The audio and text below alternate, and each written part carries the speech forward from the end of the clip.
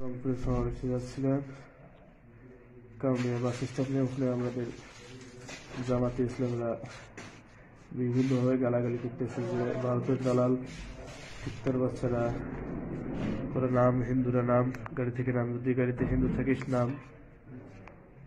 তো আমরা প্রথমে নামি নাই, পরে ওরা বিভিন্নভাবে গালাগালি করতেছে, লাঠি নিয়ে আসছে। তখন আমরা নামলাম, নামিয়া বললাম যে, বলতেছে কোথায় যাবেন তোরা? আমরা বললাম যে আমরা রংপুরে যাব। এই তো তখনই ওরা আমাদের উপর হামলা শুরু করলো। ওরা তো লাঠি নিয়ে, আমাদের কোনো, আমরা কেউ আগে কিছু করিনি। এই কতজন ছিল ওরা?